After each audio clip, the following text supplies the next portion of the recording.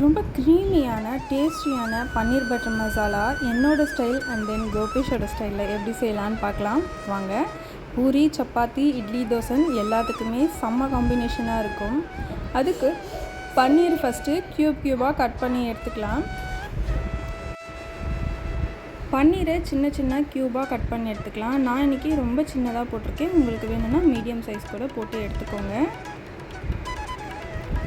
ஒரு கடாயில் எண்ணெய் ஊற்றிட்டு மிளகாத்தூள், உப்பு இது ரெண்டும் போட்டு க்யூபாக கட் பண்ணி வச்சுருக்க பன்னீரையும் சேர்த்து நம்ம இப்போ ஃப்ரை பண்ணி எடுத்துக்கலாம்.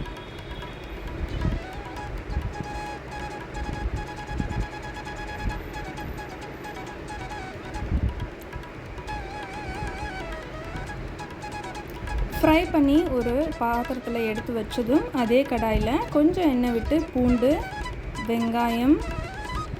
வெங்காயத்துக்கு தேவையான உப்பு போட்டு நல்லா வதக்கி எடுத்துக்கலாம்.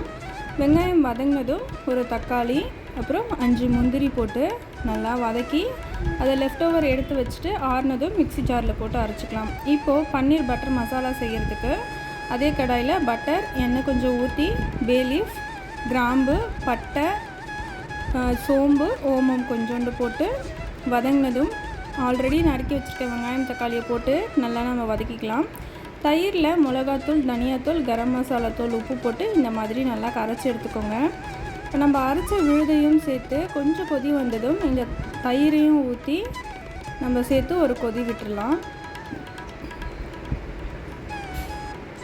கொதி வந்ததும் நம்ம வறுத்து வச்சுருக்க பன்னீரையும் போட்டு கொஞ்சம் கொதி வந்ததும் இறக்கும்போது கஸ்தூரி மேத்தி, கொத்தமல்லி போட்டு இறக்குனா கம மன க்ரீமியான டேஸ்டியான பன்னீர் பட்டர் மசாலா ரெடி. இன்றைக்கி நான் பூரி தான் செஞ்சுருக்கேன். உங்களுக்கு வேணும்னா நீங்கள் சப்பாத்தி, தோசை, இட்லி கூட எல்லா கூடயுமே காம்பினேஷனாக வச்சு சாப்பிடலாம்.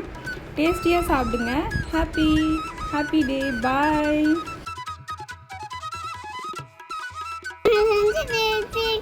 சொல்லுங்கள்.